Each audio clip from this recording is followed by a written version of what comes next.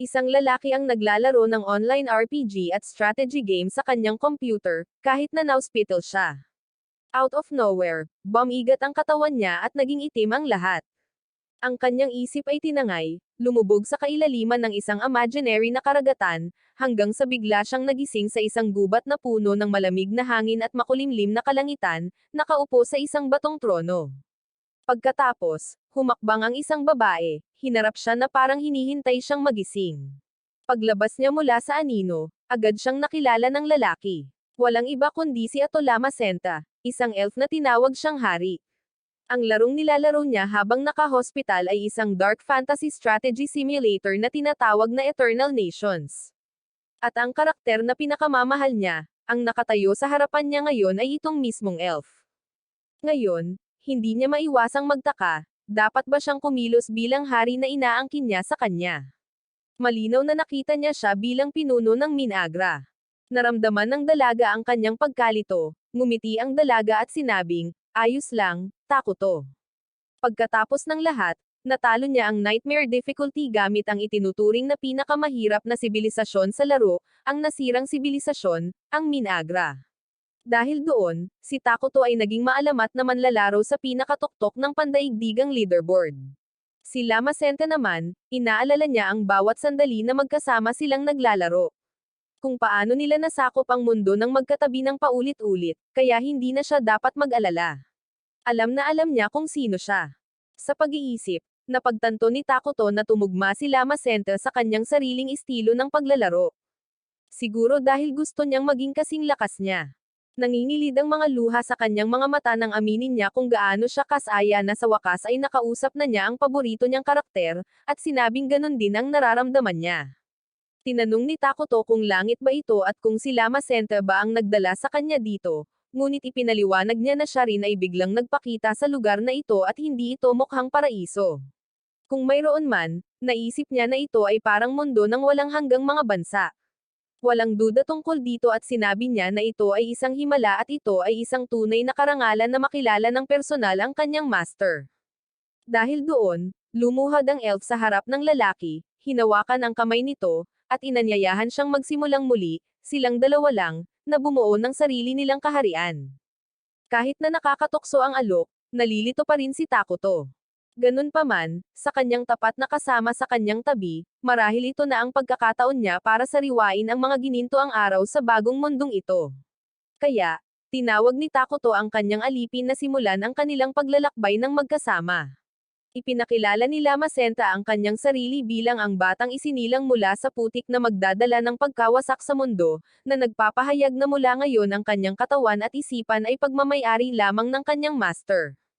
Nang marinig ang napakaganda na pananalita na ito, napangiwi si Takuto sa kahihiyan, napagtanto niya kung gaano kahirap sabihin ang mga ganoong bagay sa totoong buhay kaysa sa laro, at kailangan niyang aminin na medyo nakakahiya rin ito para sa kanya.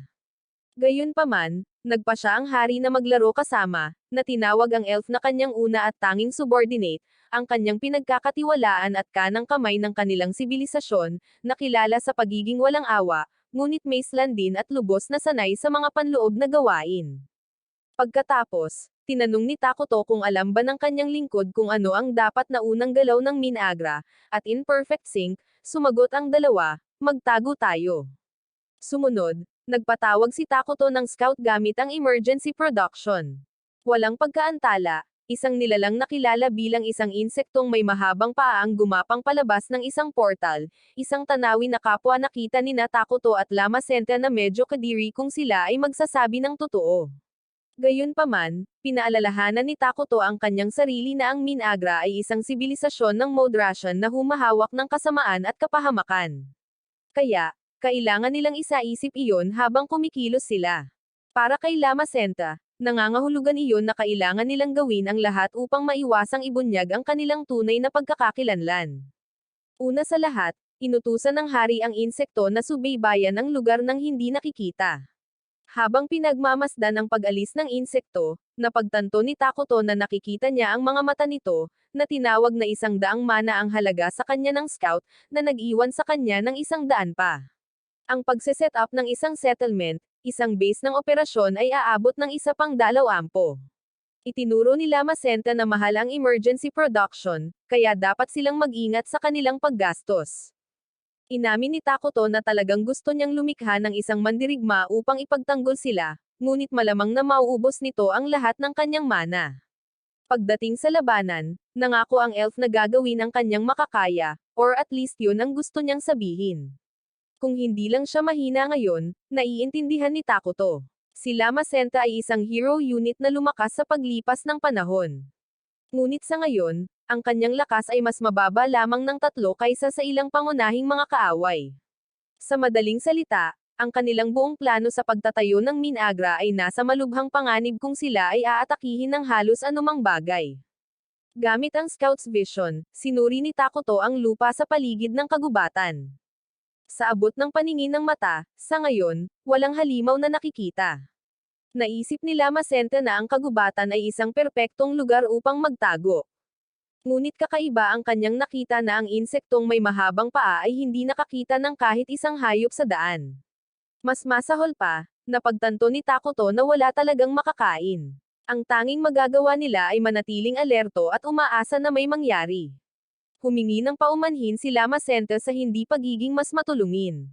Ngunit sinabi sa kanya ng bidang lalaki na ang pagkakaroon lamang ng kanyang kasama ay higit pa sa sapat, na nagpapakinang sa kanyang mga mata sa kagalakan. Nang makita siyang naantig, naisip niya kung gaano kahirap na mapansin ang maliliit na bagay na ito sa laro, pero ganito talaga ang personalidad ni Lama Senta. Isinasantabi iyon, sa pamamagitan ng mga mata ng scouts, hindi nagtagal ay natuklasan ni Takuto ang isang komunidad ng mga Dark Elf sa hindi kalayuan. Ipinaliwanag ni Takuto na ang ganitong uri ng elf ay may posibilidad na maging neutral, marahil ay medyo nakasandal sa kasamaan, na sa totoo lang ay nakakaginhawa. Sa pinakakaunti, napatunayan nito na sila ay talagang nasa mundo ng walang hanggang mga bansa. Sa downside, kung mayroong isa pang sibilisasyon sa malapit, maaari itong mag-spell ng problema. Ang pag-iwas sa digmaan sa simula ng laro ay napakahalaga. Kaya, ang kanilang pangunahing prioridad ay upang makahanap ng isang ligtas na lugar upang manirahan. Ngunit bago iyon, kailangan nilang bantayan ang mga Dark Elf at mang-alap ng higit pang impormasyon tungkol sa lugar. Kung mapunta sa timog ang mga bagay, kailangan lang nilang tumakbo para dito. Gaya ng pagbanggit sa kanila, isang maliit na grupo ng Dark Elf ang nagpakita sa harap ng tronong bato kung saan nakaupo ang dalawang magkasama. Mas maaga sa araw na iyon, ang parehong grupo ay naglalakad sa kagubatan. Isang elf ang bumaling kay Gia, ang kanilang pinuno, at sinabing umalis na lamang sila sa mga lupang sinumpa. Wala nang saysay na umalis sa kagubatan ngayon, ngunit pinaalalahanan sila ni Gia na sila ay ipinatapon na sa kanilang sariling bayan. Wala silang ibang mapupuntahan, at sa totoo lang, hindi na mabubuhay ng mas matagal ang kanilang mga anak sa ilalim ng mga kondisyong ito. Kung isasaalang-alang kung gaano kalago ang lugar, dapat mayroong pagkain sa isang lugar. Itinuro ng isang babaeng elf na sa gilid ng hindi pa ginalugad na teritoryo ng Idadja, doon nakatayo ang malawak na mga kagubatan, ang mga isinumpang lupain. Ang lahat ng mga libro ay nagsasabi ng isang masamang bagay na natatakan doon. Ano man iyon, hinding-hindi nito hahayaang umunlad ang buhay. Hinayaan ito ni Gia, sinabi kay Emily na pamahiin lang iyon. Ang mga puno ay malinaw na lumalaki ng maayos. Kasabay nito, iginiit ng pinuno na walang sino man ang maaaring sumuko ngayon, hindi sa ganitong kritikal na sandali, at pinaalalahanan sila na ang kanilang mga mapagmataas na espiritu at ang mga kaluluwa ng kanilang mga ninuno ay tiyak na gagabay sa kanila sa paghihirap na ito. Gayunpaman, pagkatapos ng mga motivating na salita na ito, hindi maitatanggi ni Gia na talagang nakakatakot ang kagubatan. Ngunit sumpaman or hindi, hindi iyon dahilan para iwan ang kanyang mga tao na may pag-asa pa rin. Hanggat may lakas sila, ang paghahanap ng pagkain ang priority. At iyon ay kung paano natagpuan ng banda ng Dark Elves ang dalawang founder ng Minagra na nakaupo sa tronong bato.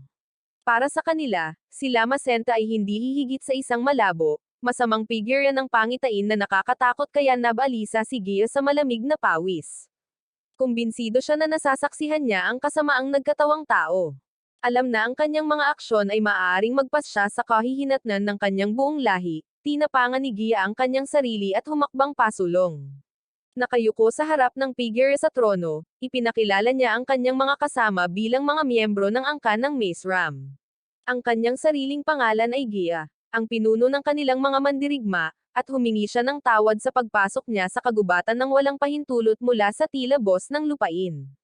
Sa isang malamig na ekspresyon, kinilala ni Lama Senta na ang Dark Elf na ito ay tunay na nauunawaan ang bigat ng paglabag dito, ngunit gustong malaman ang dahilan sa likod nito.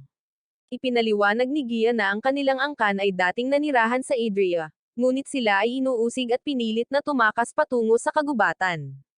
Sinubukan niyang ikwento ang kanilang buong kwento, ngunit pinilit siya ni Lama Senta na panatilihin itong maikli, na lalong ikinabalisa ni Gia.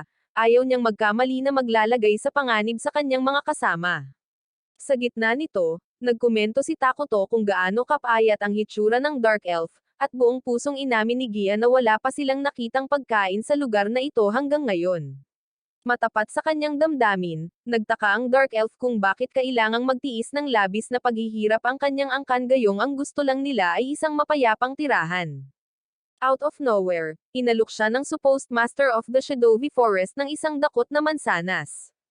Nabanggit ni Takuto na masarap ang lasa ng mga ito kung hihiwain mo ito sa hugis ng isang kuneho. Si Gia ay hindi pa nakakita ng prutas na tulad nito bago at iniisip kung ito ay kawalang galang na subukan ang isa sa lugar. Ngunit ang iba sa kanyang grupo ay gutom na gutom para sa gayong mga alalahanin. Kinagat nila ang mga mansanas, ang mga ngiti ay kumakalat sa kanilang mga mukha habang tinatamaan sila ng matamis at makatas na lasa. Ngunit hindi lang iyon, binuksan ni Takuto ang isang portal at namigay din ng mga peras. Mas lalo pang yumuko si Gia, sinabing may iba pang katulad nila na nakatakas din sa mga lupaing ito, kasama ang maliliit na nagugutom na bata. Kaya imbes na kumain ngayon, humingi ng permiso si Gia na ibalik ang prutas sa iba. Nakinig si Takuto, naawa sa kanila, at nagbigay ng higit pang pagkain, sa pagkakataong ito ay may kasamang tinapay, gulay, at pati butil na rin. Nasaksihan ng tila isang himala, naisip ni Gia kung paanong ang mga Dark Elves ay palaging hinahamak bilang mga outcast mula sa liwanag. Bahagya ng naparaya salamat lamang sa awa ng mga tinatawag na mga diwata ng liwanag. Minarkahan ng panunuya, ang mga tao ni Gia ay napilitang mamuhay sa mga anino, at walang sino man ang umabot upang tulungan sila sa kanilang pinakamadilim na sandali. Dahil sa labis na kapangyarihan at awa, si Gia ng angkan ng Mace Ram sa wakas ay naglakas loob na magtanong, sino ang taong ito na nakaupo sa trono. Samantala, pabalik sa Dark Elf Settlement, ginagawa ng mga hindi nakalakbay ang kanilang makakaya upang tiisin ang gutom na bumabagabag sa komunidad. Pagkatapos ay biglang bumalik ang grupong naghahanap ng pagkain. Ang kanilang pinuno ay nakangiti mula sa tainga hanggang sa tainga, dala ang pinakamagandang balitang maaasahan ng sinuman.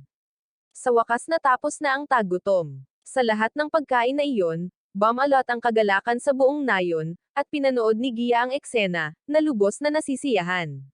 Nang tanungin kung paano siya nakahanap ng ganoon karami, ang sagot niya lang ay napadpad siya dito. Habang ang nakakatakot na figure ni Takuto ay nananatili sa kanyang isipan.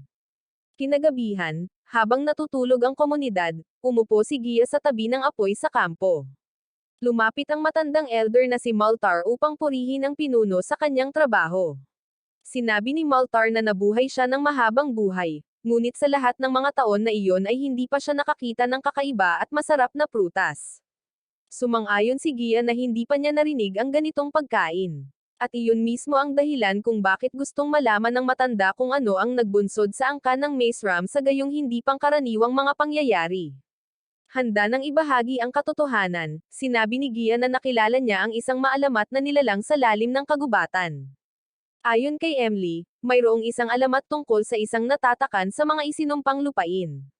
Natigilan si Maltar, iniisip kung nakatagpo ba ng expedition party ang Ruin King, isang figure na natagpuan kahit sa mga lumang libro at kwento. Kapag naabot na ng mundo ang limitasyon nito, magpapakita ang Ruin King, na magdadala ng pagkawasak sa lahat, na pinipilit ang mga tao na magsimulang muli mula sa zero. Hanggang sa walang makapagsasabi ng tiyak kung ito ay mangyayari, imposible ring sabihin na ang alamat ay kasinungalingan lamang. Si Gia, sa kanyang bahagi, ay hindi nalaman ang pangalan ng nilalang. Ngunit kailangan niyang aminin na ang nakakatakot na hitsura ay angkop sa titulong Ruin King. Ang nilalang ay lampas lamang sa pag-unawa. Ngunit kahit papaano ay mayroon siyang isang katulong na makapaglilinaw sa kanyang mga salita sa ilang lawak. Anuman ang sitwasyon, kahit na walang katiyakan kung ang entity na ito ay tunay na hari ng kapahamakan, naramdaman ni Maltar na hindi ito mabuti. Ngayong napuno na ang kanyang tiyan at kaunting mana, malinaw na itong nararamdaman ng matanda. Ang kagubatan na ito ay malayo sa karaniwan. Iniisip niya kung may ibinigay si Gia sa entity bilang kapalit ng pagkain, ngunit iginiit ng pinuno na hindi iyon ang kaso. Hindi ito pinapaniwalaan ni Moulter at ipinapangatuwiran niya na ang hari ng kapahamakan ay hindi gagawa ng mabuting gawa ng hindi umaasa ng kapalit. Ngunit sumusumpa si Gia na walang presyo, walang kalakip na mga kapalit. Ayon sa kanya, ito ay tunay na tila isang gawa ng awa mula sa espiritong iyon. Ang kanyang biyaya, gaya ng tawag sa kanya ni Gia, ay nakita ang kakilakilabot na sitwasyon ng mga Dark Elves at nagpakita sa kanila ng habag. Nang marinig ito, nagalit si Elder Maltar na tinutukoy ni Gia ang hari ng kapahamakan bilang kanyang biyaya, at nagsimulang maghinala na ang pinuno ng Maze Ram ay malamang na nahulog sa ilalim ng spell ng entity. Iyan ay kapag ang isang pagtatalo ay sumiklab sa pagitan ng dalawang haligi ng komunidad. Iginiit ni Gia na lubos nilang iginagalang ang isang taong nagpakain sa kanilang mga tao noong sila ay nasa bingit ng gutom. Sa katunayan, ibinalik niya ang tanong sa matanda na nagtatanong kung ano ang gagawin niya sa harapan ng hari ng kapahamakan. Ngunit kahit si Maltar ay hindi makabuo ng sagot dyan. Kaya humihingi siya ng paumanhin sa kanyang pakikipag-away sa pinakamatapang na mandirigma ng kanilang tribo. Mula rito, idineklara niya bilang pinuno ng Maze Ram Dark Elves at personal niyang haharapin ang mga bagay sa hari ng kapahamakan. Pagkatapos ng lahat, nabuhay si Maltar sa loob ng 2 siglo. Sigurado siyang may maiisip siya. Sa huli, ang nais lamang ng 2 pinunong ito ay ang muling magkaroon ng kapayapaan ang kanilang mga tao. Samantala, pabalik sa tinatawag na mga founder ng Minagra, pinagalitan ni Lama Senta ang kanyang master dahil sa paggasta ng isang grupo ng mana para pakainin ang mga Dark Elf, na nagpapaalala sa kanya na kailangan nilang simulan ang pagbuo ng sarili nilang bansa at nangangahulugan ito ng pagtitipid ng mahika. Si Takuto, isang maliit na talunan sa kabila ng kanyang kawanggawa, ay umamin na mas kailangan niya ang kanyang kasama ngayon kaysa dati. Nang marinig ito, ibinagsak ni Lama Senta ang kanyang matigas na pagkilos at nadulas sa isang kakaibang pag-ibig na tumama sa kanya, na parang isang mabait na salita mula sa kanyang amo ay sapat na para tuluyan siyang matono. Samantala, nalungkot si Takuto na hindi niya magawang makipag-usap ng maayos sa mga Dark Elf, kahit anong pilit niya ang mga salita ay hindi lumalabas. Inamin ni Lama Senta na akala niya ay sinusubukan lamang niyang kumilos na parang isang misteryosong utak na napupuot sa mahabang talumpati at hinahayaan ang kanyang mga nasasakupan na humawak ng mga detalye. Ngunit ang katotohanan ay, ang bida ay tunay na hindi gaanong marunong makipag-usap. Sa totoo lang, hindi pa siya ganito sa dati niyang buhay, at hindi naman siya pwedeng biglang na lang maging master ng karisma sa magdamag. Kinabukasan, tinanong ni Elder Maltar ang pinuno kung handa na siyang bumalik sa lugar kung saan naghihintay ang hari ng ruin.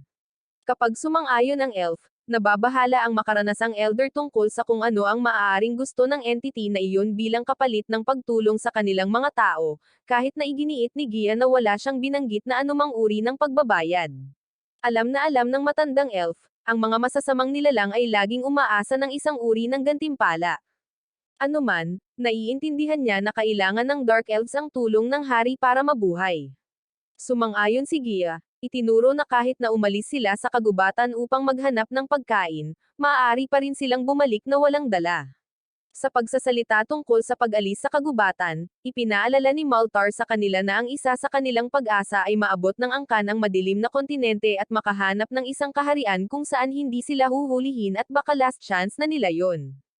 Sa sinabi nito, ang parehong mga pinuno ay sumasang-ayon sa isang bagay. Ang kapalaran ng kanilang mga tao ay nakasalalay sa kanilang mga kamay. Samantala, ang insektong nagsisilbi kay Takuto ay nakikinig sa bawat salita ng kanilang pag-uusap. Mabilis na bumalik ang scout sa kanyang amo para iulat na malapit nang dumating ang mga Dark Elf. Naghinala na si Lama Senta na hindi madadala ng mga elf ang lahat ng pagkain na natanggap nila sa isang biyahe. Itinuro ni Takuto, sa kanyang bahagi, na ang pagkakaroon ng mga taong may iba't ibang kultura at teknolohiya sa malapit ay madaling humantong sa salungatan. Sa katunayan, mas gugustuhin niyang kunin na lang nila ang natitirang pagkain at umalis sa lalong madaling panahon. Ang totoo ay nag-aalala siya na hindi niya magawang makipag-ayos sa mga Dark Elves dahil sa problema niya sa komunikasyon na maaaring magdulot ng hindi pagkakaunawaan. Nang makita ito, nag-aalok si Lama Senta na pangasiwaan ang mga negosasyon para sa kanyang master na magsisilbi rin upang itaas ang kadakilaan ng hari. Pagsapit ng gabi, dumating si Gia sa harap ng hari ng kapahamakan na sinamahan ng matanda ng tribo na nagpapakilala sa kanyang sarili bilang si Maltar, pinuno ng mga Dark Elf. Bago ang anumang bagay, ipinahayag ni Maltar ang kanyang pasasalamat sa kabutihang loob ng hari sa pagbibigay ng pagkain sa kanyang mga tao. Pagkatapos ay humihingi ng karangalan na malaman ang kanyang dakilang pangalan.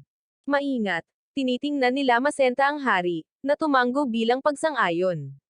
Nang makaalam, ipinakilala niya siya bilang Takuto, Lord of the Apocalypse, Sovereign of Ruin, at hiniling na siya ay matugunan ng pormal hanggat maaari, na iniwan si Gia na halatang humanga. Ipinakilala din ni Lama Senta ang kanyang sarili at si Maltar ay nangakong iuukit ang kanilang mga pangalan sa mismong kaluluwa ng kanyang mga tao. Tahimik na nagmamasid, naisip ni Takuto na maayos ang lahat sa ngayon at sinabi ni Lama Senta sa mga elf na maaari nilang kunin ang kanilang pagkain at umalis. Tinanong ni Maltar kung paano niya mababayaran ang hari ng kapahamakan para sa kanyang tulong. Ngunit agad itong tinanggihan ng Lama Senta, iginiit na hindi sila maaaring mag-alok ng anumang bagay na karapat-dapat sa kadakilaan ng hari. Bukod dito, dahil ang angka ng Maze Ram ay walang sapat na halaga upang tumugma sa gayong pagkabukas palad, binibigyang kahulugan ito ni Lama Senta bilang isang kaina-hinalang saloobin, na ginagawang tensyon ado ang palitan, tinatanong niya kung may pinaplano ang mga elves sa likod ng walang laman na usapan na ito. Nang maramdaman ang tensyon sa hangin, ibinulong ni Takuto ang ilang bagay sa tainga ng kanyang alipin. Siya ay nagreklamo, bumulong-bulong na ang mga elves na ito ay kaay-lahilakbot na mga negosyador at na kung hindi nila iiwan ang hari mag-isa, sila ay magdudulot lamang ng gulo at kaya dapat nalipulin.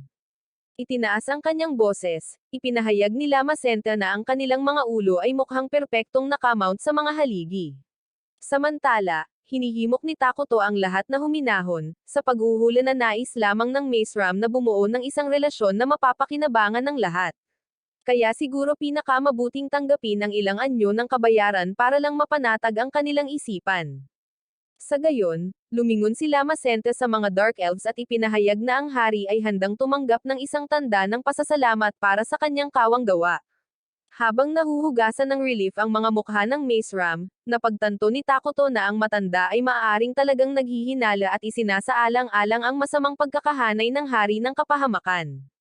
Dahil sa mga hindi sinasabing pahiwatig na ito, tinawag ni Lama Senta na walang isip ang matanda dahil sa pag-aakalang si Takuto ay isang masamang multo or masamang espiritu.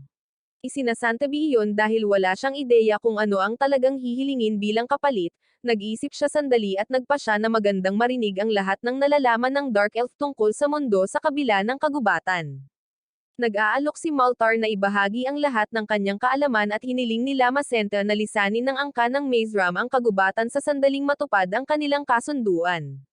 Malinaw na nagulat si Gia sa kahilingang ito at agad na nakita ni Takuto na mas madaling basahin siya kaysa sa nakatatanda. Inamin ni Maltar na walang mas makakapagpasaya sa kanyang angkan kaysa sa payagang manatili sa kagubatan, pero hindi papayag si Lama Senta. Bukod dito, kung nais ng Maze Ram na panatilihin ang mga buhay na maligtas, hindi nila dapat pag-usapan ang nangyari dito.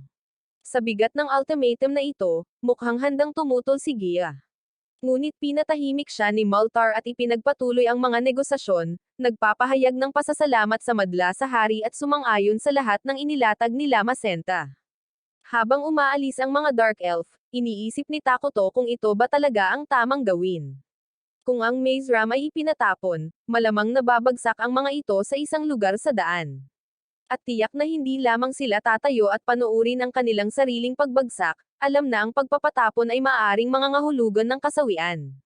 Dahil ito sa kanyang isipan, iniunat ng hari ng ruin ang kanyang kamay at inanyayahan ang mga elves na maging kanyang mga sakop. Galit na galit, Tinanong ni Lama Senta kung ano ang iniisip ng hari. Ipinaliwanag niya na isinasaalang-alang niya ang paggamit ng refugee system. Pagkatapos ng lahat, ang mga Dark Elf ay hindi likas na mabuti or masama.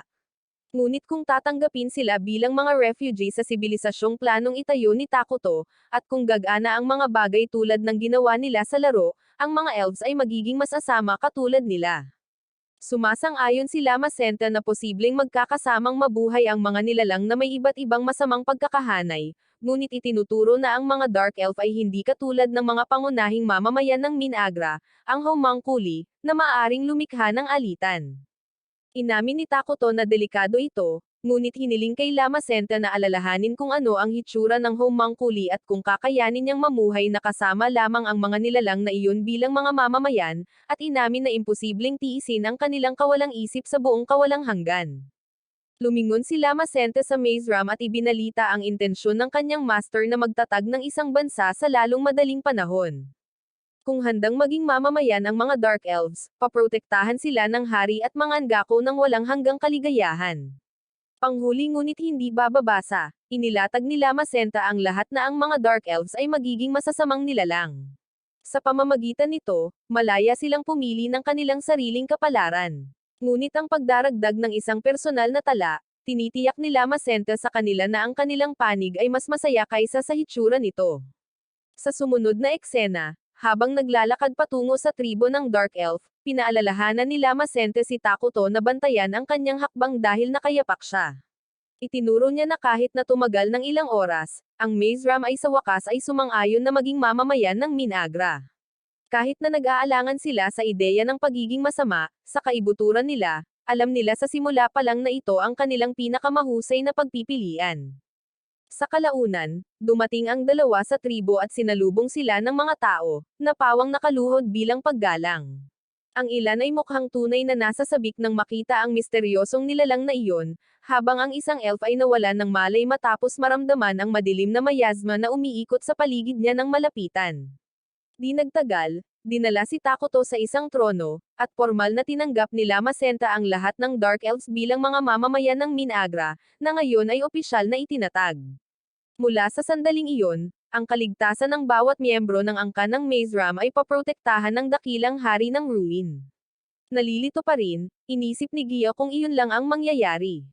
Sinabihan siya na siya at ang kanyang mga kasama ay magiging masama, pero wala siyang naramdamang kakaiba. Biglang bumangon sa loob niya ang isang malalim na puot sa galit sa mga nanghuli, nanunuya, at nagpatapon sa kanyang mga tao mula sa kanilang sariling lupain. Ganoon din ang naramdaman ni Emily at ipinahayag niya na kinasusuklaman niya ang bawat nabubuhay na nilalang. Ang parehong pakiramdam ay makikita sa mga mukha ng bawat elf sa tribo. Sa gitna ng lahat ng ito, lumapit si Takuto kay Gia para tanungin kung ayos lang siya. At napagtanto ng pinuno ng Maze Ram na ito rin ay isang anyo ng kaligayahan, ang kagalakan ng pag-aalaga. Pagkatapos, nang may luha sa kanilang mga mata, binati ng lahat ng mga elf si Haring Takuto.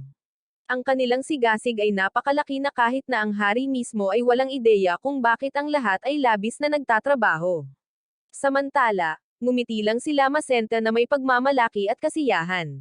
Ilang araw pagkatapos itatag ang bansa, tumingin si Takuto sa mapa ng kontinente na ibinigay sa kanya ni Maltar at bamulong na siya ay na-corner. Tinanong ni Lama Senta kung ano ang nangyayari at humagulgol sa sahig na parang batang nag-aalboroto. Nagreklamo ang pinuno na ang kanilang kaharian ang may pinakamasamang posibleng panimulang posisyon. Mayroon ng dalawang malalaking bansa sa kontinente. Sa silangan, ang banal na kaharian ng Qualia, isang sibilisasyon ng tao na nakatuon sa banal na Diyos na si Arles, at sa kanluran, si Elra, isang kaharian ng mga elves na sumasamba sa kalikasan. Kung matuklasan ng alinman sa mga bansang iyon ang kanilang masamang bansa sa timog, walang matitira, ni isang batong nakatayo, lalo na't nagsisimula pa lamang ang Minagra at napakahina pa rin. Ang masama pa nito, ang mga isinumpang lupaing ito ay walang kahit isang likas na yaman na maaari nilang anihin. Ngunit sa kabila ng lahat ng iyon, hindi lamang ito masamang balita. Ang Minagra ay may mga homunculi bilang batayang populasyon nito at hindi sila ang pinakamatalino, ngunit sila ay masaya. At ngayon, sa unang pagkakataon, hindi na kailangang umasa lamang sa kanila ang bansa dahil ang mga Dark Elf ay bahagi ng kaharian at kayang takpan ang mga kahinaang iyon. Speaking of which, nagpantang ang tenga ni Lama Senta at inanunsyo niya na ang mga elves ay bumalik muli, handang magulat sa labas ng mundo. Walang pagkaantala, nakipagpulong ang matanda sa tribo sa hari ng ruin kasama ang isa pang pinunong elven. Sa pagkakataong ito, isinama ni Gia ang kanyang assistant, si Emily, dahil matalino siya at bihasa sa mga alamat at sa mga paraan ng ibang mga bansa. Bumaling sa mga plano para sa hinaharap, isiniwalat ni Lama Senta na ang Maze Ram ay itatalaga sa mga pangunahing posisyon sa administrasyon ng Minagra. Si Maltar ang mangangasiwa sa mga gawain ng estado dahil maaari siyang gumamit ng mahika at ito ay isang posisyon na may malaking responsibilidad.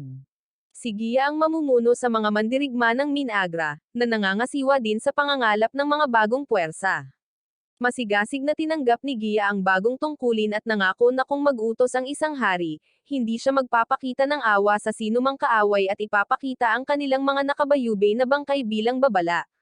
Nang marinig iyon, halos mabalisa si Takuto sa kanyang sarili, na iniwan si Gia na talagang naguguluhan. Para maayos, ipinaliwanag ni Lama Senta na mas gusto ni Takuto ang kapayapaan. Sa nakatakdang papel ng lahat, sinabihan ni Lama Senta ang mga elves na magpahinga ng mabuti. At kapag sila ay nasa mabuting kalusugan, kailangan nilang simulan ang pagtatayo ng mga bahay. Nang makitang matapos magsalita si Lama Senta, ipinahayag ni Maltar ang kanyang pinakamalalim na pasasalamat sa hari at iginiit na hindi tulad ni Gia, na ipinagmamalaki lamang ang kanyang mga kalamnan, ang matanda ay magpapatunay sa kanyang halaga ng may karunungan. Gumanti naman si Gia, nangako na ipagmamalaki ang sarili niyang sigla, isang bagay na hindi mapapantayan ng isang matandang tulad ni Maltar. Hindi sigurado kung ano ang sasabihin, binanggit lang ni Emily na magsisikap siya, na nag-udyok kay Lama Senta na ibulong kay Takuto na ang mga taong ito ay tila nahuhumaling sa trabaho. Sa wakas, tinanong niya kung dapat niyang iutos ang pagtitipon ng mga mapagkukunan.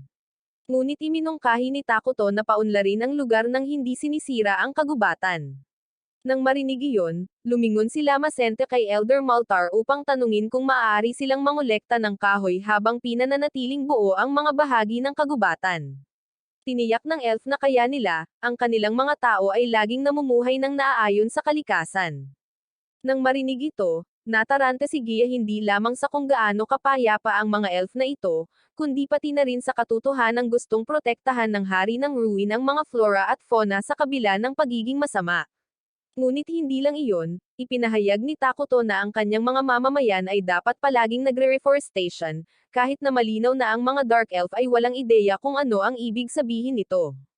Sa pag-iisip pabalik sa tech tree ng laro, nahulaan ni Takuto batay sa kanyang narinig sa ngayon na ang mga tao sa mundong ito ay malamang na nasa isang teknolohikal na antas sa isang lugar sa paligid ng pagtatayo ng kuta. Tinanong ni Lama Senta kung pamilyar ang mga Dark Elf sa mga termino tulad ng mahika ng militar at ang 6 na pangunahing elemento.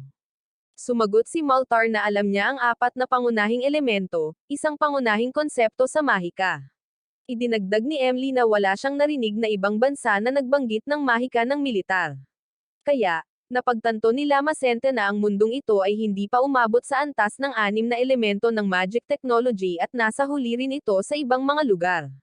Isinasantabi iyon, ipinaliwanag ng elf na ang reforestation ay ang pagsasanay ng pagtatanim ng mga puno kung saan ang mga ito ay inani upang mapanatili ang kapaligiran. Inamin ni Emily na ang diskarte na ito ay hindi bahagi ng kanilang tradisyon, habang ang elder ay nabanggit na sa totoo lang, tumagal ng ilang siglo bago ang mga puno ay lumago matapos itong maputol.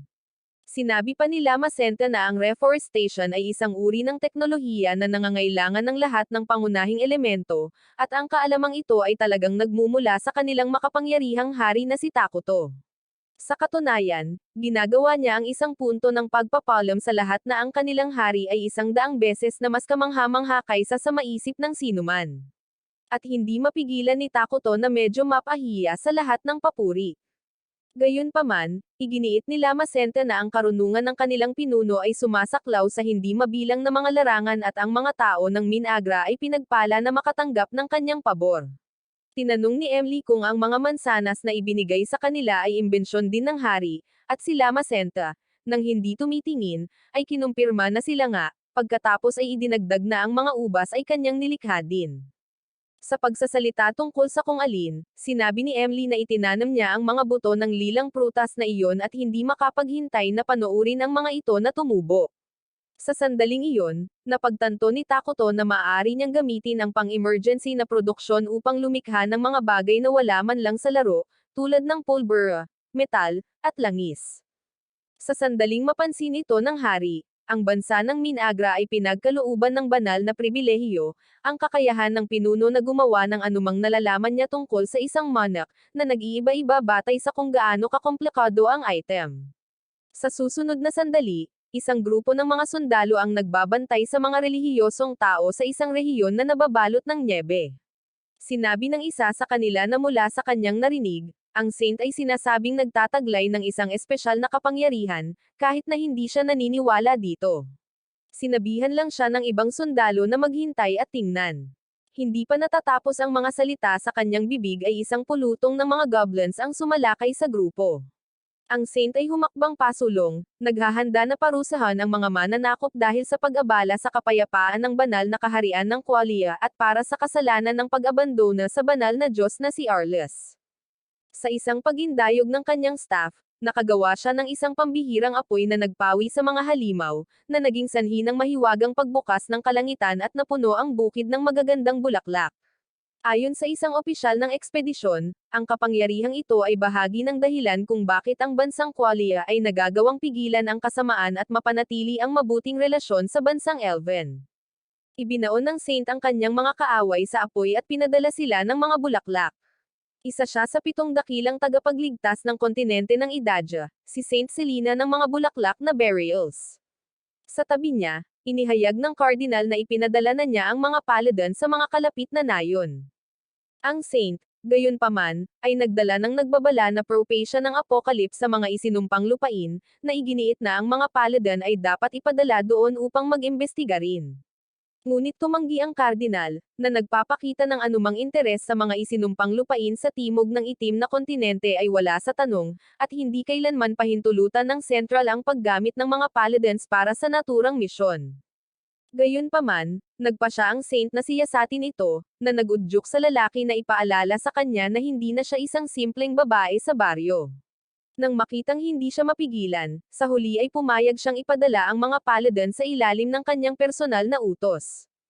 Nang maayos na iyon, lumayo ang cardinal, bumubulong ng mga insulto tungkol sa babaeng saint, habang siya ay nanatiling nakatuon lamang sa pagliligtas sa mga tao sa rehiyong iyon.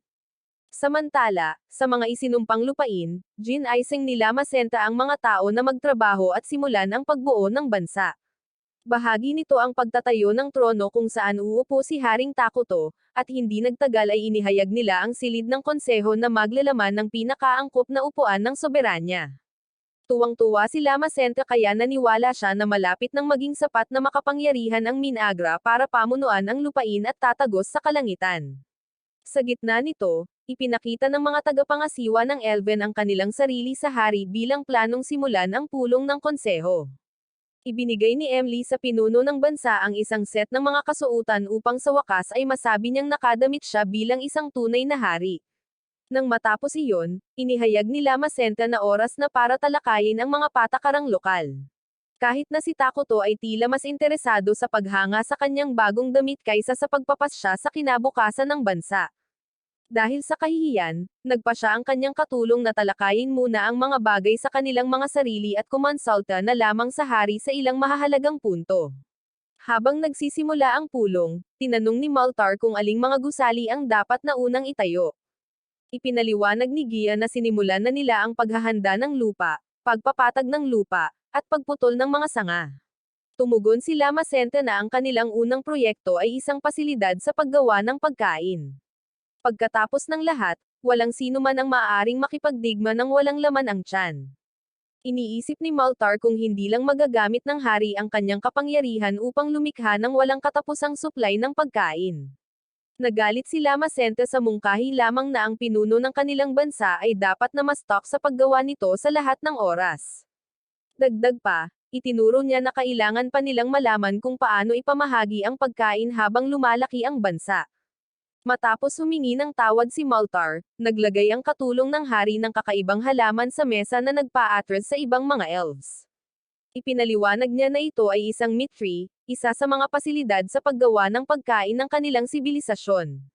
Gumagawa ito ng mahiwagang karne na parang laman ng hayop. Inamin ni Maltar na hindi lahat ay makakayanan ang pagkain ng karne araw-araw, ngunit sinabi ni Lama Senta na itatanim lamang nila ang mga punong iyon sa simula, at nakilala ni Takuto na ang bawat isa ay may iba't ibang panlasa. Idinagdag ni Lama Senta na kailangan nila ng isang kubo upang pamahalaan ang puno ng karne at isang pasilidad ng imbakan para sa pagkain. Si Emily na ang bahala doon. Pagkatapos ang puno mismo ay nagsalita sa isang kay-takot-takot na boses, "Maging mabait ka sa akin," na nagpasindak kay Emily. Ang susunod na paksa sa agenda ng konseho ay pananaliksik. Sa pananaw ni Lama Senta, bilang isang maliit na bansa, kailangan nilang agad na makakuha ng mga advanced na teknolohiya, isang damdaming ibinahagi ng hari ng may pananabik. Inamin ni Maltar na masaya rin siyang mag-aral ng magic dahil hilig na niya ito. Tinanong niya kung anong uri ng mahika ang kanilang pagsasaliksik, at hindi nag-atubili si Lama Senta, mahika ng militar. Ipinaliwanag niya na ang normal na mahika ay maaari lamang tumama ng 12 dosenang ng sabay-sabay, habang ang militar na magic ay maaaring magwasak ng mga hukbo ng libo-libo, maghugis muli sa lupain, at mag-alok ng lahat ng uri ng mga madiskarteng benepisyo. Namangha sina Maltar at Gia na may mga ganitong spell, at kinumpirma ni Lama Senta na kailangan nilang pumili ng ilang mahuhusay na salamangkero upang manguna sa pananaliksik. Tiniyak sa kanila ni Takuto na hindi ito isang partikular na mahirap na teknolohiya, kaya dapat itong mabilis na mabuo.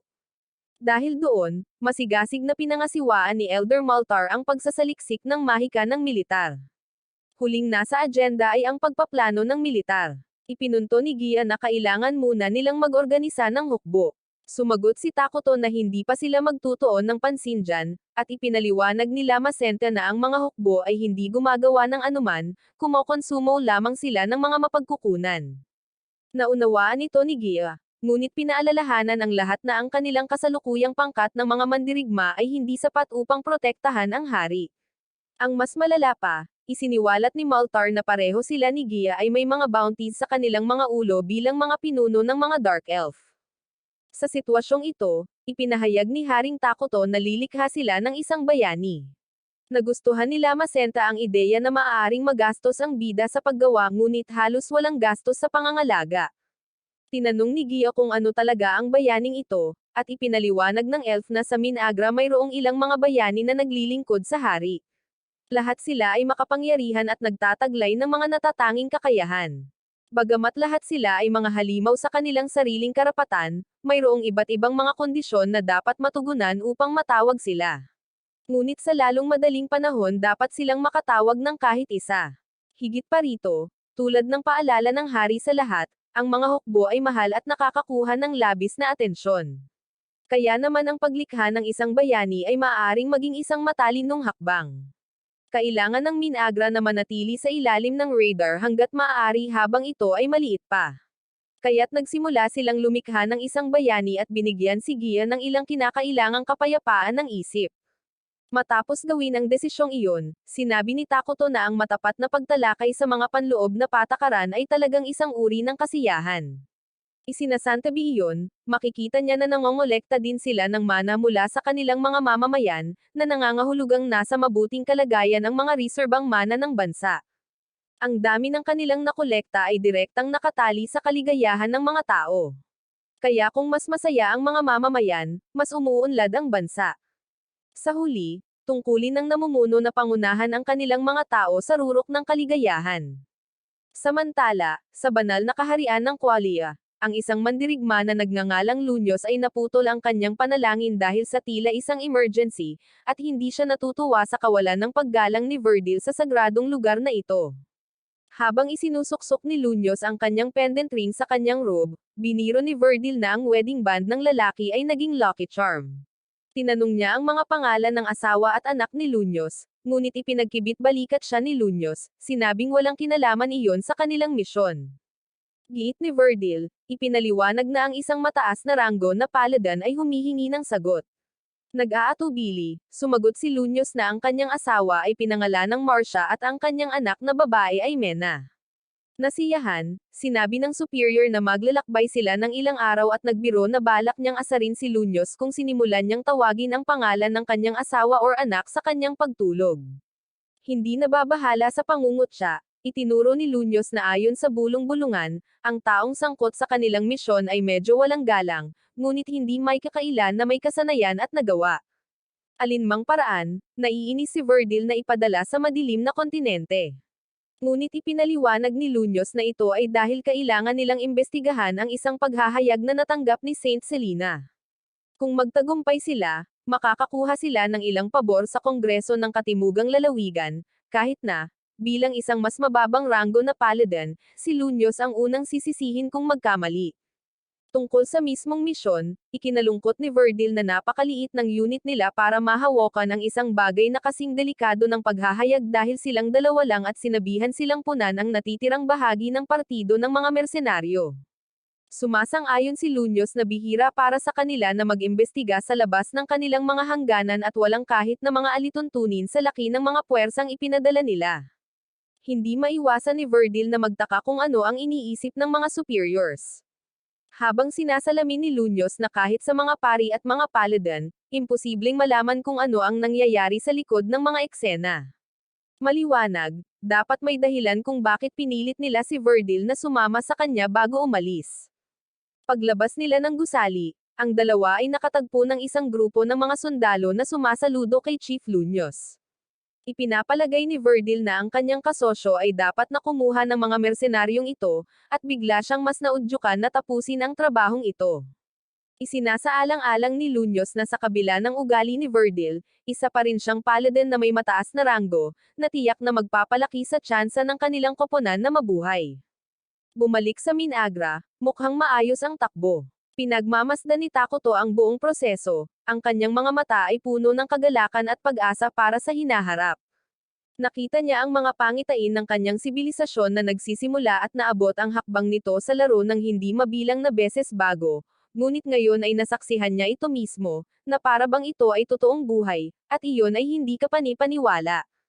Di nagtagal, siya at si Lama Senta ay dinala ni Emily upang bisitahin ang lugar ng tirahan ng bansa. Ayon sa kanilang gabay, ang mga Dark Elves ay dalubhasa sa pagtatayo ng mga tahanan sa tuktok ng mga puno. Pero dahil inuuna na nila ang mga puno ng karne, hindi pa gaanong natatayo ang mga bahay. Hindi bababasa ang mga puno ng pagkain ay lumalaki ng maayos at ang kamalig ng pagkain ay dapat na matapos sa lalong madaling panahon. Binanggit din ni Emily na sa Institute of Magical Research, tinitipon ni Elder Maltar ang mga may mahiwagang talento upang simulan ang ilang bagong pananaliksik. Dagdag pa, nakatuklas sila ng isang mapagkukunan ng tubig sa malapit at naghahanap ng paggawa ng isang aqueduct. Sa ngayon, ang gusaling tinutuluyan ng hari ay nagde-double rin bilang pampublikong opisina para sa mga papeles. Ngunit pagdating ng panahon, magsasama-sama sila ng tamang administratibong kawani. Gayunpaman, sa ngayon, ito ang pinakamahusay na magagawa nila sa kung ano ang mayroon sila. Natutuwa si Takuto sa inisyatiba at pagiging maparaan ng kanyang mga nasasakupan, na-handle pa niya ang mga bagay na hindi niya hiningi. At higit sa lahat, ang mga Dark Elves, na dati payat at pagod, ay bumubulusok na sa buhay. Si Emily, medyo balisa, ay nagtanong kung ano ang iniisip ng hari sa lahat dahil lahat sila ay nagsisikap ng husto upang mabayaran ang awa na ipinakita niya sa kanila.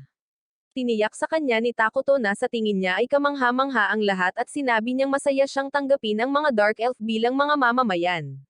Dahil sa labis na pagkilala sa kanyang pagsusumikap, napaluha si Emily. Matapos mabawi ang kanyang katinoan, itinuro niya na ang mga puno ng karne ay halos handa ng anihin, lahat ay salamat sa mga kagamitang pang-agrikultura na ibinigay ng hari. Sa nakakatakot na boses, sinabi ng isa sa mga puno na ang bunga nito ay halos hinog na para kainin, na nagpalamig sa gulugod ni Emily, habang si Lama Senta, na tuwang-tuwa, ay nagdiwang na sa wakas ay nakakuha na sila ng sapat na pagkain upang mapanatili ang tirahan ng Minagra. Gusto ni Emily na ipakita sa kanyang mga superior ang pinagmumulan ng tubig na binanggit niya kanina. Sa daan, Habang tinatahak nila ang kagubatan, nakaramdam siya ng kakaiba sa kakahuyan, at napatunayan ang kanyang mga hinala nang makarating sila sa tubig. Dumating sina Gia at Maltar sa lalong madaling panahon upang tasahin ang pagiging posible ng pagbuo ng isang aqueduct, ngunit inihayag ni Emily, sa kasamaang palad, na ang tubig ay hindi na maayos. Sinuri ni Maltar ang kulay at sumang-ayon, ngunit humigop si Lama Senta at ipinahayag na ayos lang ito. Nagulat ang mga Dark Elves, ngunit ipinaalala ni Lama Senta sa kanila na ang lugar na ito ay kilala bilang ang mga sinumpang lupain, at ito ay patunay na ang lugar ay tunay na naging bahagi ng nasasakupan ng Minagra. Hiniling ni Takuto sa mga elves na huminga ng malalim, at habang ginagawa nila ito, pakiramdam nila ay nagiging matalas ang kanilang isip at kapansin-pansing lumalakas ang kanilang mga katawan. Ipinaliwanag ni Lama Senta na ang mga isinumpang lupain ay nakikinabang sa masasamang nilalang habang sinasaktan ang mga neutral or mabuti. Nang marinig ito, ininom ni Gia ang tubig at walang nakitang mali dito. Itinuturo ni Takuto na ang nasakop na teritoryong ito ay perpekto para sa pagtatanggol, at sa lalong madaling panahon ang bawat piraso ng lupain na pagmamayari ng Minagra ay magiging pareho. Nagpapasalamat sa napakalaking kapangyarihan ng hari, sinabi ni Elder Maltar na ang tanging downside ay ang pagbabagong ito ay ginagawang mas madali para sa mga kaaway na makita ang teritoryo ng Minagra, isang problema na lalago lamang habang sila ay lumalawak. Muli, hinimok ni Gia na kailangan nilang bumuo ng hukbo. Hindi nababahala, ipinaalala ni Lama Senta sa lahat na gagawa sila ng isang bayani, kung saan inamin ni Maltar nang may pagkalito na wala siyang ideya kung ano ang ibig sabihin nito. Nang tama na ang sandali, nakita ni Lama Senta na mas madaling ipakita kung ano ang ibig niyang sabihin sa halip na patuloy na magpaliwanag. Nang walang babala, ang mga maitim na mahiwagang tendrils ay lumabas mula sa kanyang likod, naghiwa-hiwa sa mga puno sa likod niya na parang pang-ahit. Pagkatapos ng pagpapakitang iyon, ibinunyag ni Lama Senta na siya mismo ay isang bayani at ang nakita lang nila ay walang halaga kumpara sa kung ano ang kaya niyang gawin sa kanyang tuktok. Sa madaling salita, may kapangyarihan ang mga bayani na lipulin ang buong hukbo sa kanilang sarili. Ipinaliwanag ni Takuto na lumalakas lamang ang mga bayani sa paglipas ng panahon, kahit na halos hindi na nila iangat ang isang daliri. Kaya't hanggat nagawa nilang panatilihin ang kanilang sarili na nakahiwalay, si Lama Senta lamang ay sapat na upang ipagtanggol ang bansa sa ngayon, at sa bawat araw na lumilipas, siya ay magiging mas kakilakilabot. Gayunpaman, pagkatapos ng maliit na demonstrasyon ng kanyang nasasakupan, hindi napigilan ng hari na magreklamo na hindi niya kailangang putulan ang kalahati ng kagubatan upang patunayan ang isang punto. Muli, ang lubos na lakas ni na Haring Takuto at Lama Senta ay nagpasindak sa Dark Elves, ganap na nagalak. Nangako silang magtatayo ng isang palasyo na karapat-dapat sa kanilang hari sa lalong madaling panahon. Sa totoo lang, walang pakialam si Takuto sa ideyang manirahan sa isang palasyo. Naisip niya na maaari lang siyang manirahan sa isang regular na bahay tulad ng iba. Ang Dark Elves, gayunpaman, ay nabalisa sa pag-iisip. Ang ideya na ang kataas-taasang tagapamahala ay tumira sa parehong pamantayan ng kanyang mga tao ay pinunan sila ng pagkakasala. Habang nagkakamot ng ulo si Takuto, itinuro ni Takuto na sigurado, magastos ang pagtatayo ng isang palasyo, ngunit maaari rin itong makabuo ng mga mapagkukunan. At sa nasasabi niya, ito ay magpapalakas din ng kaligayahan ng mga mamamayan. With that, inamin ni Takuto na minsan, gusto niya talaga ng floating castle, kaya hindi naman siguro masama ang pagkakaroon ng palasyo. Kung tutuusin, ang mga Dark Elves ay nabighani sa ideya ng isang palasyong lumulutang sa kalangitan, isang bagay na hindi pa nagtagal ay tila imposible. Ngunit pagkatapos ng lahat ng kanilang nasaksihan, nagsimula silang maniwala na kasama ng kanilang hari, kahit isang lumilipad na lungsod ay maaring magkaroon isang araw. Muli, ang mga elves ay lumuhad at nanumpa na paglingkuran ang kanilang master sa lahat ng mayroon sila, nagdarasal para sa walang hanggang kaunlaran ng Minagra. Si Takuto, sa kanyang bahagi, ay halatang napahiya sa lahat ng atensyon. Ngunit dahil tila motivated ang lahat, hinikayat niya silang panatilihin ang momentum at ipagpatuloy ang pagbuo ng bansa ng unti-unti.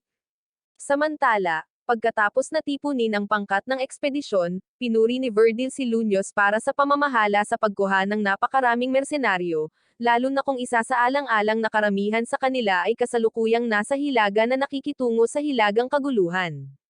Nagsimula ang kaguluhang ito nang biglang magpakita ang mga barbaro sa hilagang lalawigan ng Holy Empire of Qualia, na sumalakay sa mga nayon at nagdulot ng napakalaking pinsala.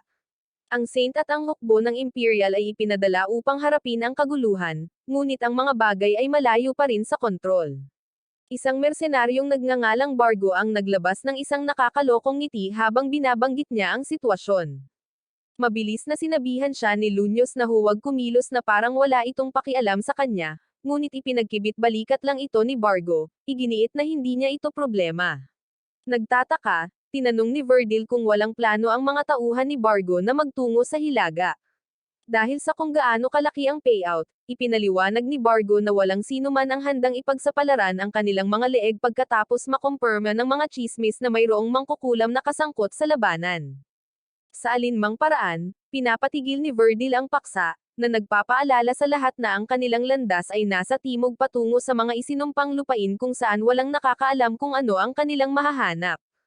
Samantala, sa kaibuturan ng mga isinumpang lupain, isang figure ang gumagala sa madilim na kagubatan, nakatago ang mukha sa ilalim ng isang nakatalukbong na balabal. Pagsapit ng gabi, ang grupo ay tumira sa isang tavern. Binanggit ni Lunyos ang mangkukulam mula kanina, nagtataka kung totoo ang mga alingawngaw, at tinanggihan ito ni Bargo, at sinabing tsismis lang ito na gustong-gusto ng mga tao na sisihin ang hilagang kaguluhan sa isang uri ng halimaw. Sumabat ang Paladin, na tinatawag itong katawa-tawa, lalo na't ang Saint mismo ang nasa kaso. Sumang-ayon si Bargo, sinabing ang tsismis ay malamang na ginawa ng mga erehe. Ngunit nang siya ay magpapatuloy, sinabi sa kanya ni Verdil na putulin ito. Sa ngayon, malinaw na lasing ang Paladin at nananawagan ng isa pang round, na nag-udyok kay Bargo na tanungin kung hindi pa siya sapat. Naninindigan si Verdil, sinasabing, pagkatapos pangalagaan ang paghihirap ng mga tao sa iyong sariling tahanan bago ang iyong pamilya, maaari mong isantabi ang iyong mga kasuutan. Sa madaling salita, kapag tapos na ang maghapong trabaho, walang masama kung magpahinga ng kaunti. Si Lunyos, na alam ang mga banal na kasulatan sa labas, ay itinutuwid siya, na itinuro na ang banal na Diyos na si Arles ay nangangahulugan lamang na tayo ay pinahihintulutan sa ating mga sagradong tungkulin sa pamilya, hindi na ito ay isang dahilan para uminom. Hindi na bigla, sinabi ni Verdil na handa na siya para sa isang magandang lumang debate sa relihiyon.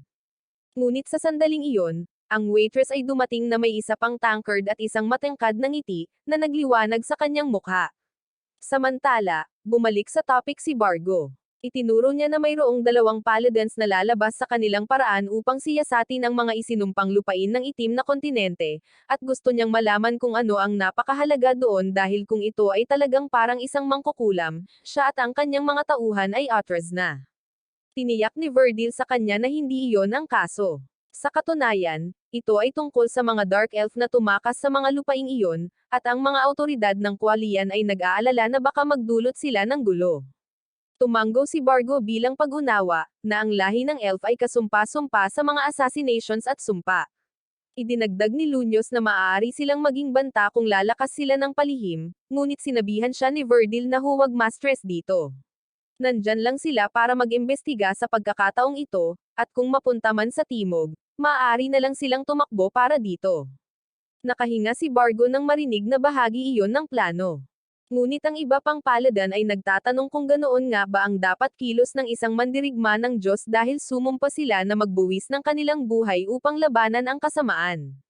Sumagot si Verdil na ang paghahanap ng kaluwalhatian ay hindi ang punto, minsan kailangan mong umatras ng isang hakbang para makasulong ka ng 2. Total, lahat ng tao rito ay may pamilyang naghihintay sa kanila, at iyon ay sapat na dahilan upang mag-ingat bago sumabak sa panganib. Pagkatapos, nagtataka ang Paladin kung kailan siya naging matandang lasing na nagbibigay ng payo sa lahat. Napailing ito, itinaas niya ang kanyang tankard at nagmungkahi ng toast sa ekspedisyon sa itim na kontinente. Sa isang malalim na buntong hininga, hinawakan ni Lunyos ang kanyang palawit na singsing at hiniling sa banal na Diyos na si Arles na bantayan silang lahat. Samantala, sa itim na kontinente, tinitipon ni Takuto ang mga elves para sa isang kaganapan na wala sa kanila ang lubos na nakakaintindi. Nagtambak siya ng isang bundok ng mga prutas na laman mula sa puno ng karne, Pagkatapos ay ginawan niya ito ng spell, dahan-daang binago ang Bunten sa isang mahabang paa na insekto.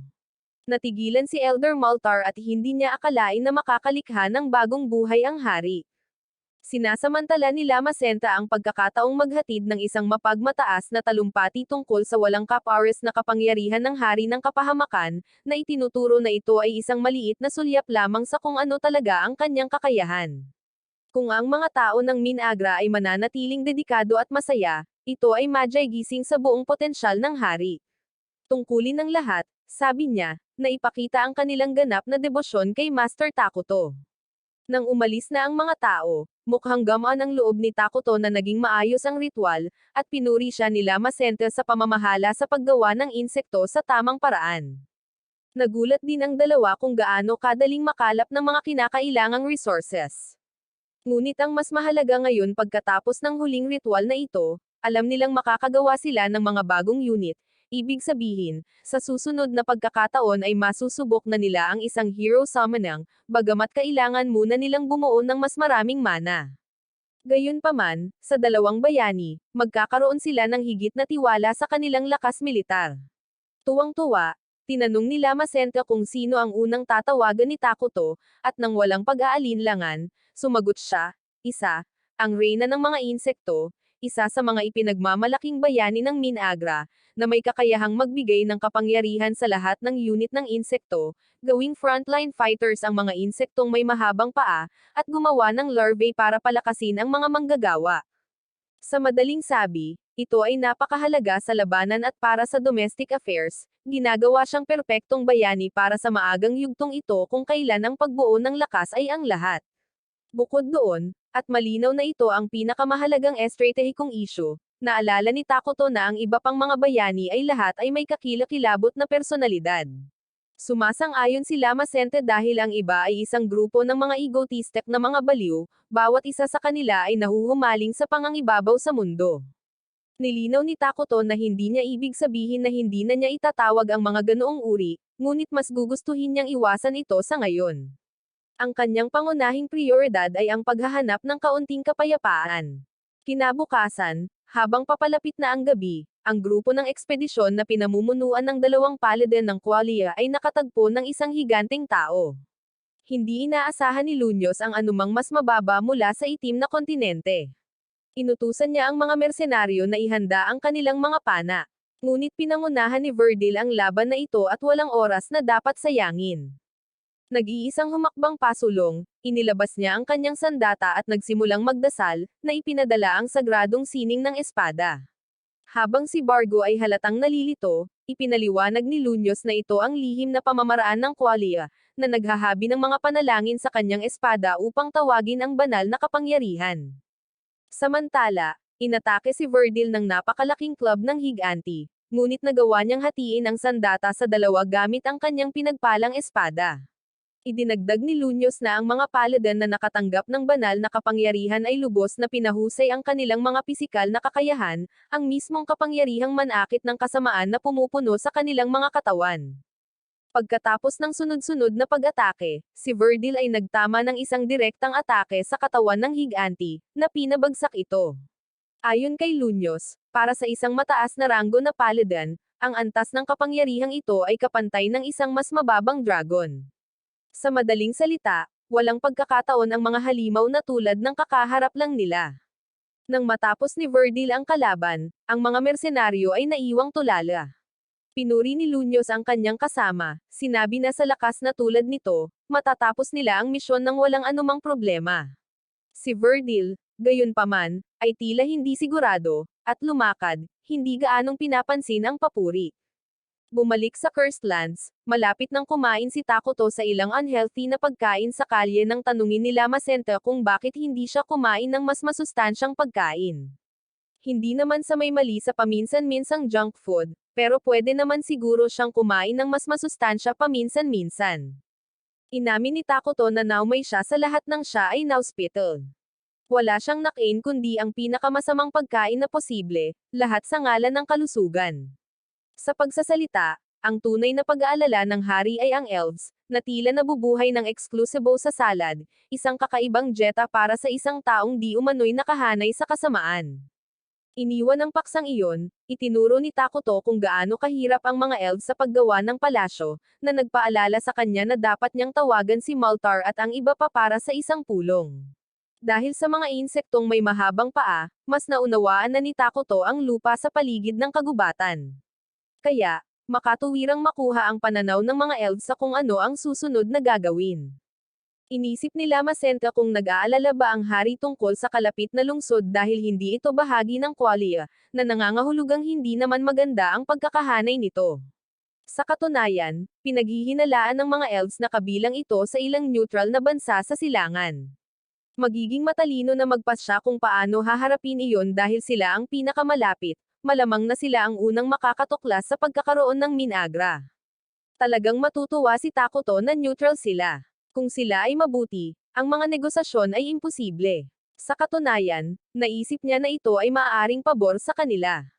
Ngunit alam ng kanyang katulong na ang pagiging optimistiko tungkol sa isang potensyal na banta ay karaniwang pagtataas lamang ng bandila para sa sakuna. At tungkol sa sakuna, naramdaman ni Lama Senta ang isang armadong grupo na papalapit sa kagubatan. Dahil ayaw niyang makaakit ng atensyon, inutusan niya si Lama Senta na paalisin sila ng mapayapa hanggat maaari.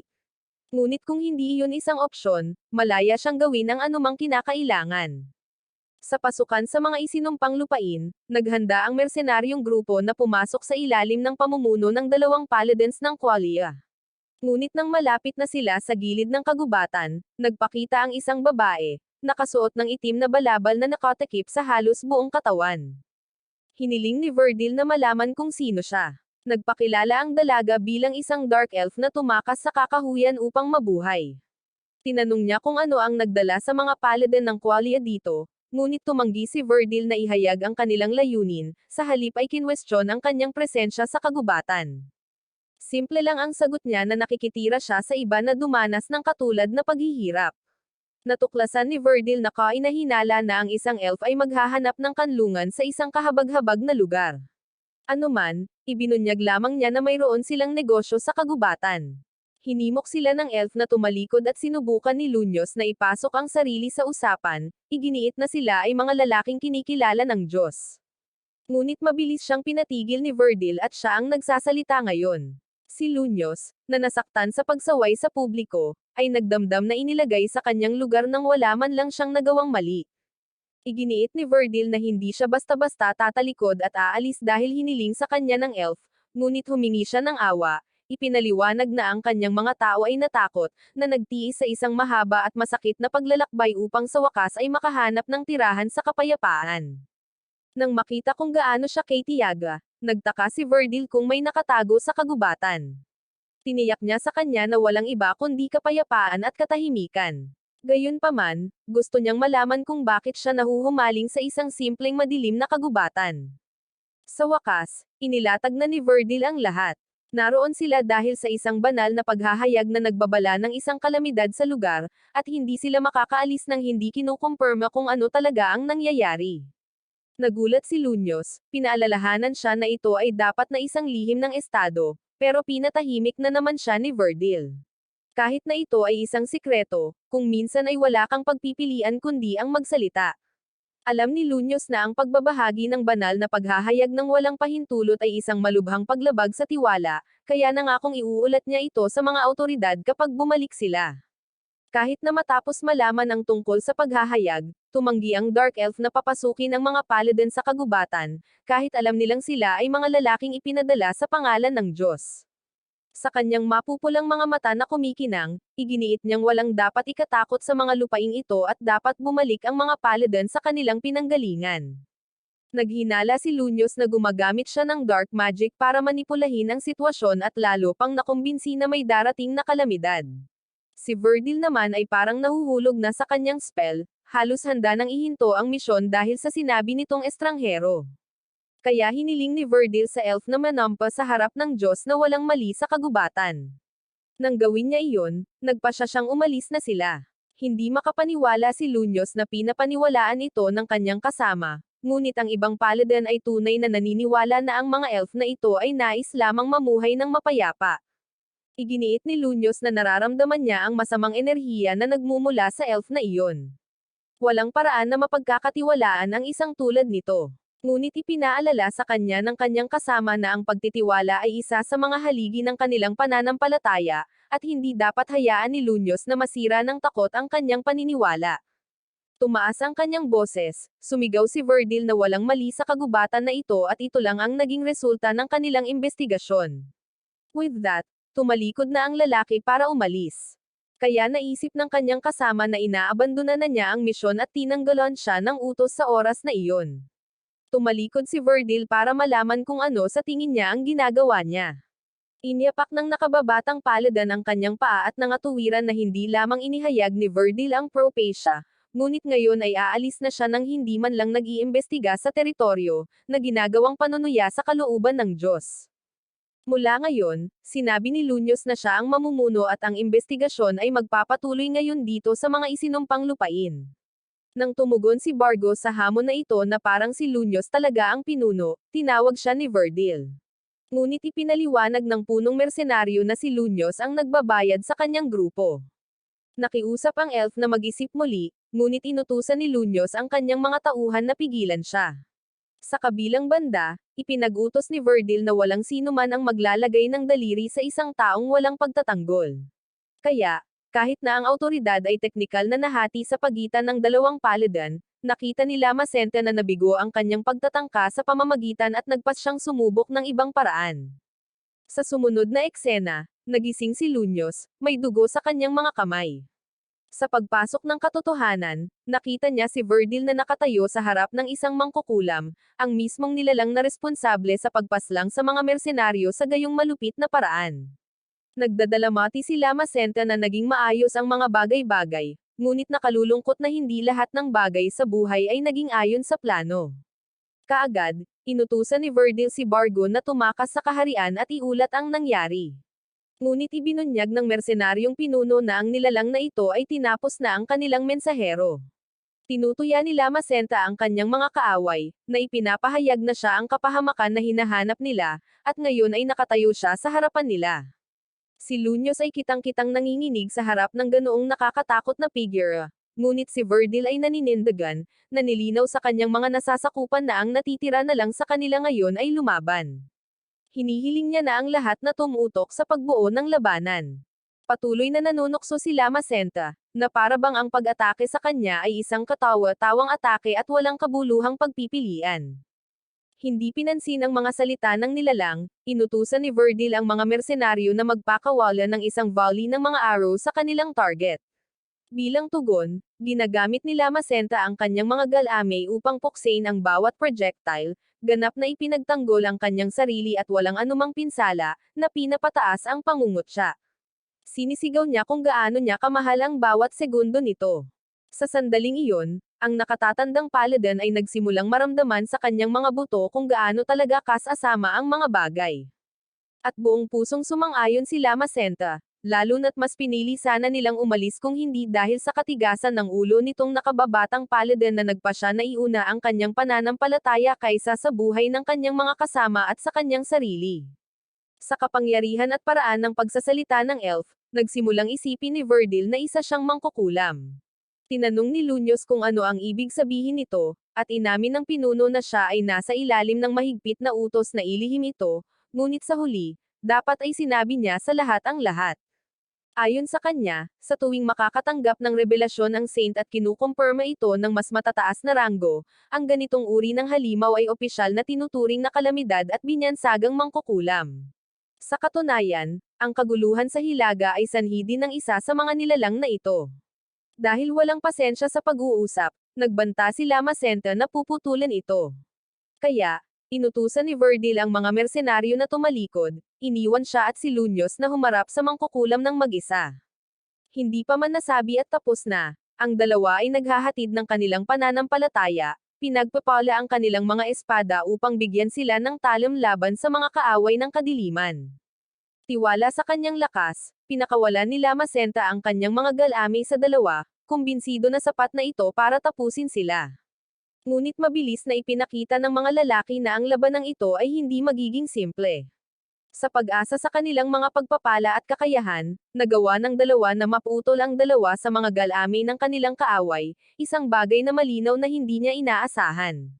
Pagkatapos nito, sinabi ni Virgil sa kanyang kasama na tumuon sa pagputol ng iba, iginiit na iyon ang tanging landas sa tagumpay.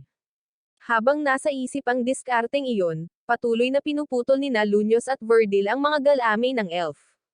At saglit, mukhang mananalo pa sila. Upang ibalik ang kalamangan, mabilis na hinablot nila Macenta ang dalawang mersenaryo at ginamit sila bilang mga bihag, tinitiyak na ang kanyang huling dalawang galami ay hindi mapuputol.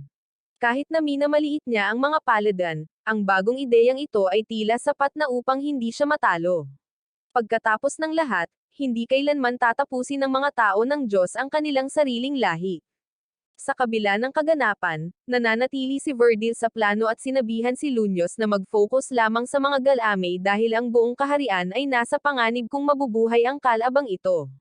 Ang kanilang layunin ngayon ay higit na mas malaki kaysa sa anumang personal na pakikibaka na kinakaharap nila sa sandaling ito. Kaya, ipinagpatuloy ng dalawa ang kanilang pag-atake, pinaghiwa-hiwalay ang mga galami at ang mga mersenaryo na kinuha bilang mga bihag. Sa halip na magpanik, nagpakawala sila Macenta ng nakakatakot at masamang ngiti, na nilinaw na pinaglalaroan lang niya ang kanyang mga kaaway sa buong panahon. Siya ay hindi kailanman nasa anumang tunay na panganib, at ang pagpayag sa kanila na maniwala na sila ay nagkaroon ng pagkakataon ay ang kanyang paraan lamang ng kasiyahan kasama ang hindi mabilang na iba pang galami na maaari niyang gawin sa kalooban. Tinusok ng mangkukulam si Virgil sa maraming bahagi ng kanyang katawan, na pinapaslang ang senior paladin. Sa kanyang huling hininga, sinabihan niya si Lunyos na tumakbo hanggang sa hayaan nila Macenta na bumagsak ang kanyang katawan sa lupa, namumuong dugo kung saan-saan, na walang pag-aalinlangan na ito na ang katapusan ng paladin. Nanlaki ang mga mata at takot na takot, nagtanong si Lunyos kung paano ito posible, at tumugon sila Macenta, na nagsasabi ng panunuya, na hindi niya sinabi na mayroon lamang siyang 6 na galame. Lalong lumalim ang takot sa kanyang mga mata nang mapagtanto ng mandirigma na pinaglalaroan lang sila ng mangkukulam mula pa noong una. At lahat ng mga mersenaryo ngayon ay sumasalamin sa sindak ng paladin sa mukha nitong halimaw na nilalang. Inutusan ni Lunyos si Bargo at ang kanyang mga tauhan na maghiwa-hiwalay sa lahat ng direksyon, upang malaman ng kaharian kung ano ang nangyayari sa mga isinumpang lupain. Nagsabi sila Macenta na ngayon ay magkakaroon na lamang siya ng mas maraming trabaho, habang pinapanood ang mga lalaki na tumatakas na parang isang pulutong ng mga nagkalat na langgam. Samantala, humakbang si Lunyos bilang huling linya ng depensa para sa kanyang kaharian. Kapag umatake siya gamit ang kanyang pinagpalang espada, napagtanto niya na ang Dark Elf ay may hawak na parehong sandata na may parehong banal na kapangyarihan, na mas lalo pang gumaganyak sa kanya.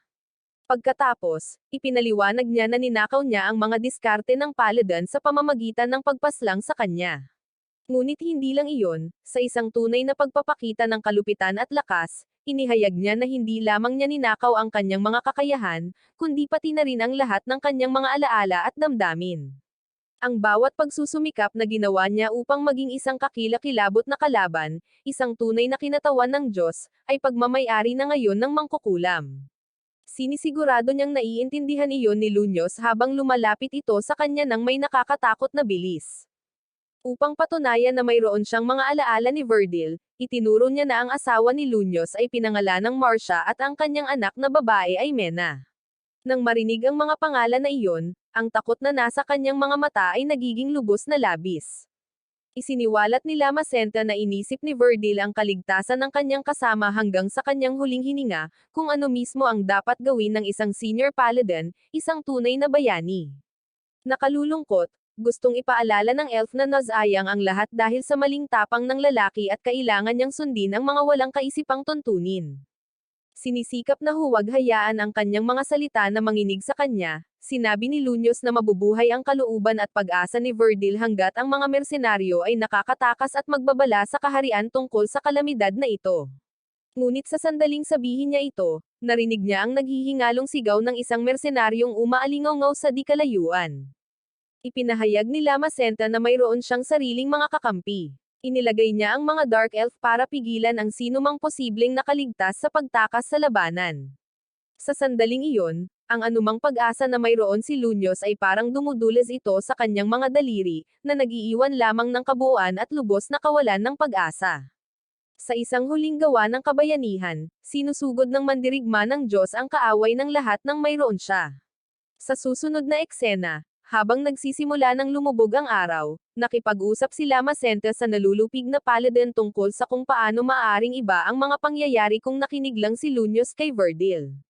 Nakabalik na sana ang paladin sa kanyang pinakamamahal na pamilya, namumuhay ng tahimik, mapayapang buhay, nagpapasalamat sa pagpapala ng Diyos at sa katahimikang bumabalot sa kanya. Mananatiling kalmado ang kagubatan, at matutulog na lang si Lama Senta sa pag-asang ang kapayapaan ay mananatili magpakailanman.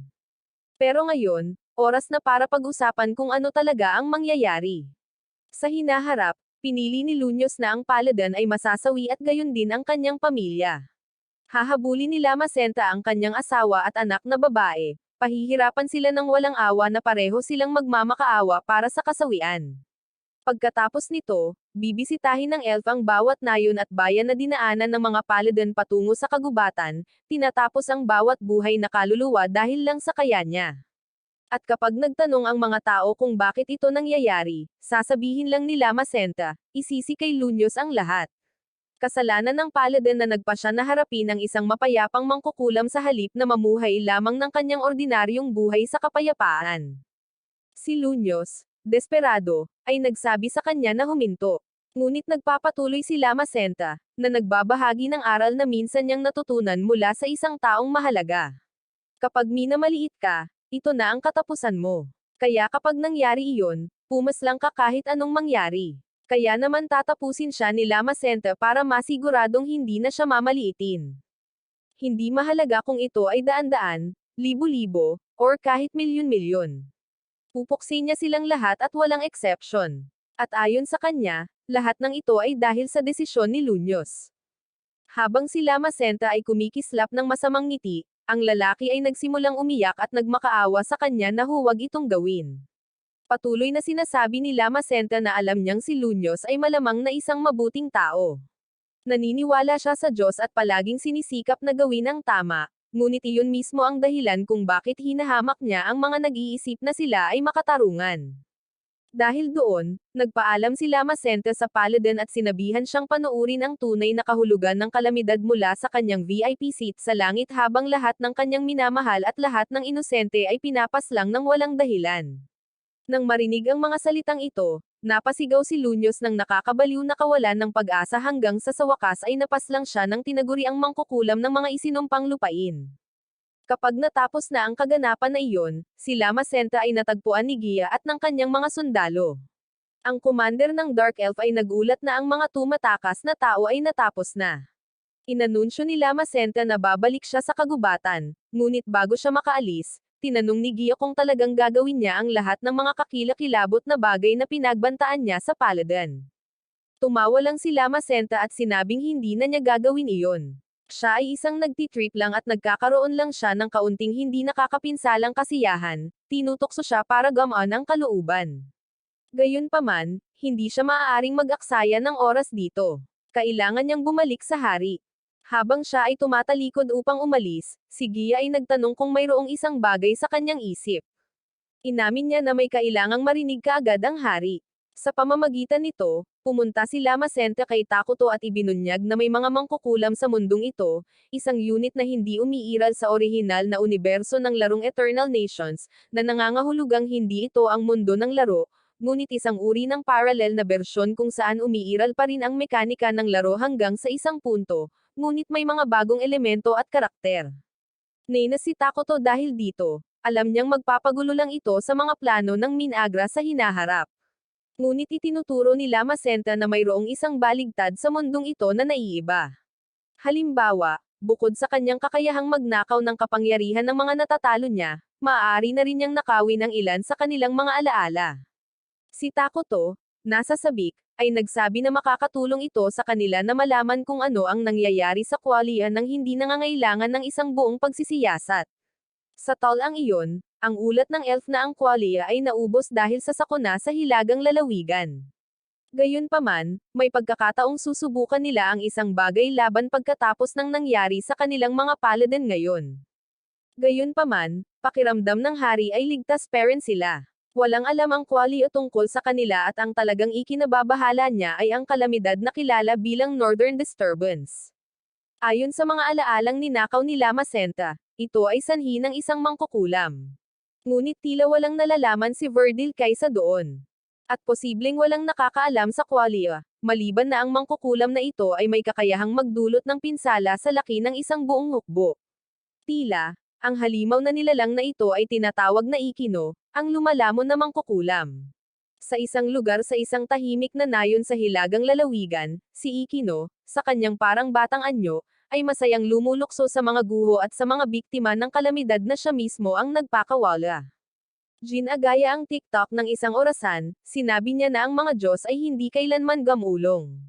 Walang pangarap, walang pag-asa kahit saan. Ang buhay ay ang pag-aaksaya lang sa oras.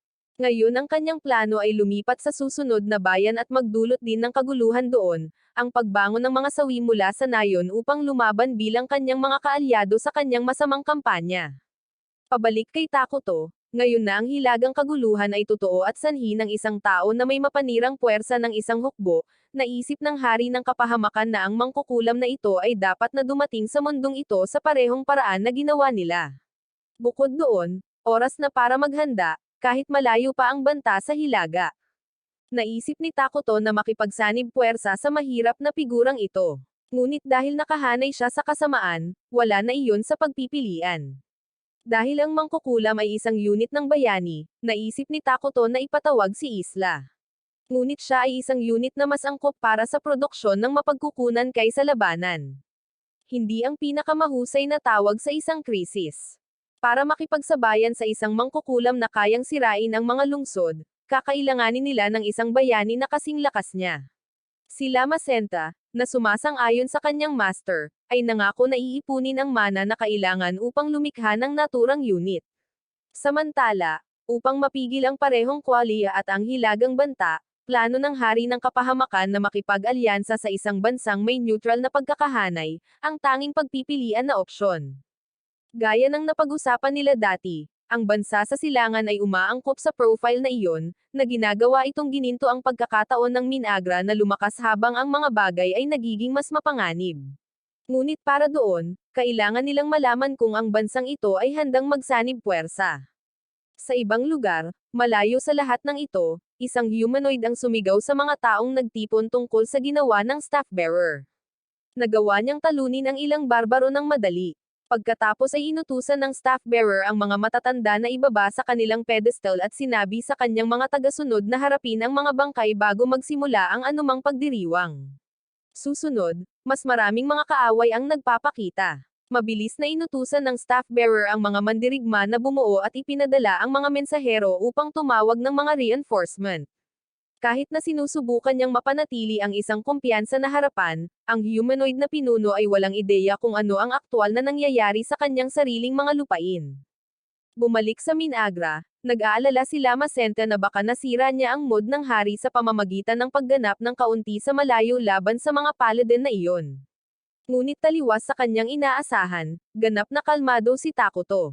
Tinitiyak niya sa kanya na hinding-hindi siya magagalit sa anumang gagawin ng kanyang assistant. Pagkatapos ng lahat, lubos niyang pinagkakatiwalaan ang elf at hiniling na huwag mag-alala tungkol dito. Ang gusto lang niya ay patuloy itong suportahan. Nang marinig ang mga salitang iyon, naging emosyonal si Lama Senta, nangako na tatabi siya sa hari anuman ang mangyari, anuman ang utos. Pagkatapos ay makikita natin ang pagdating ng Apocalypse Chain event na magsisimula sa laro.